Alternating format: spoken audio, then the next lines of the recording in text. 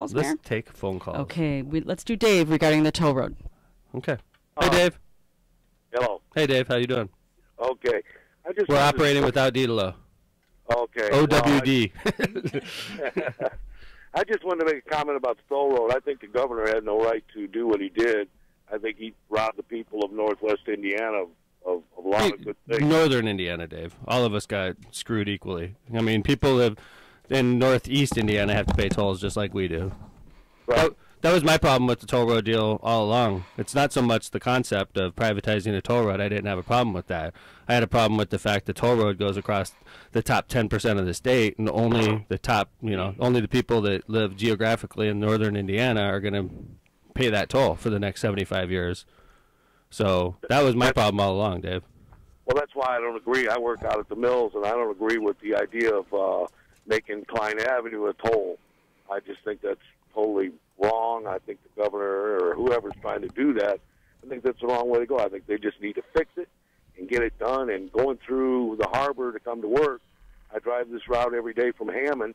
It's just not right with all the truck traffic and everything like that. And that causes a lot of safety concerns too, also with people in the harbor and people in East Chicago. And I just don't agree with it. I think we need Klein Avenue fixed, and I think we need to do something about it. We need to get Klein Avenue fixed, and we need it fixed for free, right, Dave?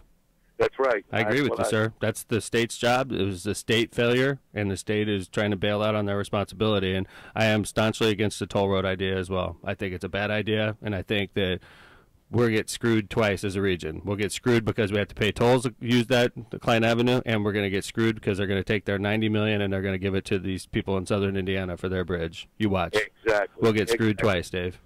I agree with you 100%, and I think you're doing a great job. Thank you, sir. 219-845-1100. The mayor of Hammond is in here. Of course, today is decision day, supposedly, on the Klein Avenue. Who made that deadline?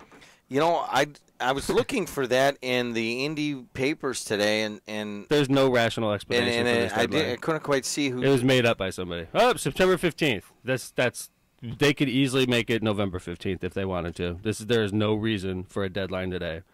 They just made it up. Okay, we're not waiting past September 15th. That's as much. This deadline is artificial. Okay, Mayor, just to go back over that, they're talking about making it a toll road now. As far as I understand, there's $100 million that's already set aside for this project. 90 to 100 million. True. So where does that money go? That's a great question, Jim. That's what I've been beating a drum on is if... Is this making noise? Yeah, it's making a ton of noise. Sorry about that, folks. I had to do that, though. That's okay. That's been my contention all along is if we are going to bring in this private company and they are going to privatize that stretch, what are they going to do with the $90 million that the state's already budgeted? And that's a great question. I have a feeling that $90 million will go to southern Indiana, which had a high-profile bridge failure. They'll take that money and they'll ship it right down there. 219-845. Like I said, we're going to get it twice. We're going to get screwed twice. We're going to be paying tolls, and then we're going to lose that $90 million. 219-845-1100. You got some people waiting. Sure. Hi, David. How's it going? Hey, Mayor. Thanks for calling. We're gonna get out the schools for a while. We've been hitting us on that right now. No problem.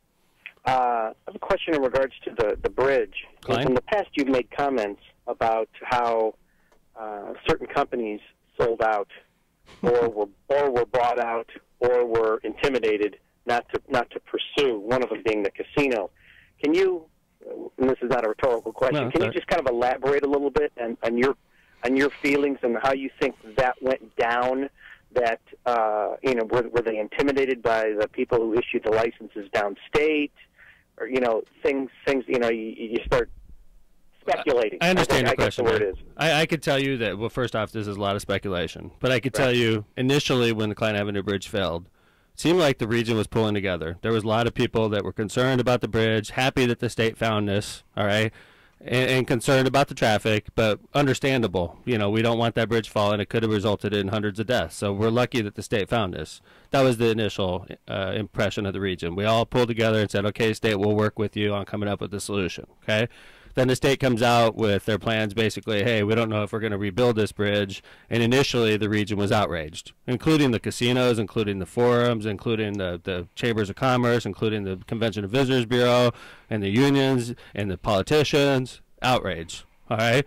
And then what happened was There's a lot of negotiation going on, and people started falling off and saying, then you would start to hear high-profile people, and I'm going to let you do your own research, David, but a lot of high-profile people started coming out saying, hey, I think that the Klein Avenue Bridge isn't necessary. Hey, you know, the Klein Avenue Bridge was built to handle a lot more traffic, and it doesn't have that traffic. And hey, it doesn't make sense to rebuild this bridge. And one by one, high-profile people with a lot of clout started falling off and supporting the governor's position, which was not to rebuild the bridge. And I'm not going to rename names. I'm not going to redredge up history here, David, but it's very easy to – a lot of the people that are in the newspaper right now with the toll road are the same people that bailed out on us when we needed to stand strong. All right? Could it be people locally around the bridge area that might need Indianapolis for permits or EPA rulings, things like that? Hey, Dave, you mean? Tell me, if you're the Ameristar Casino, how could Ameristar Casino say that they thought that traffic plan was a good idea? How could they? I mean, anybody in their right mind knows that the most affected business in Northwest Indiana was Ameristar once that span went down. And Ameristar stood there at a meeting when we were all standing strong, and Ameristar said, we like the new traffic plan. And my jaw hit the floor. It's like, how can you, the most affected business in Northwest Indiana, agree with this horrible traffic plan? But they sold out. And it wasn't just Ameristar. Majestic sold out. Other politicians started dropping off. Convention and Visitors Bureau started dropping off. The unions started dropping off. Other, economic development chambers started dropping off. And then all of a sudden, the only people that are out there are me and probably 10 other politicians, and we put together a rally in Gary. Donna, turn on your mic, please. Yes. Did we almost get arrested that day? Yes. By who? Gary police. Absolutely. That's absolute truth. We almost got arrested that day. Why? Because Gary Mayor, and I like Rudy and I are friends, he had ordered the police chief out there to monitor our protests closely. We were persona non grata. We almost got arrested protesting in Gary. And we were the good guys. We were doing the right thing. I don't understand it. And now the funny thing is I'm very skeptical, and I got to really, when I hear all these people with grand plans about how they're trying to rehabilitate this, I just sit there and laugh to myself, because if these people would have stayed strong, we wouldn't be sitting here right now. But they sold out. Oh, let's go to Bob on line one. Hi, Bob. How you doing, Mr. Mayor? Thanks for calling. Oh, that's no problem. When you were saying Majestic Star bowed out, have you noticed that once they bowed out, they got that new ramp from Klein Avenue to the Majestic Star was built all of a sudden? You know what's funny, Bob? When everybody started bailing out, I got real skeptical, and I started looking. I figured there was a lot of deals being made, all right? And when the casinos bailed out, my initial impression was they cut a deal with the governor for land-based casinos. That was my initial impression. It's the only thing that made sense. Like, why would Ameristar and Majestic bail out on us?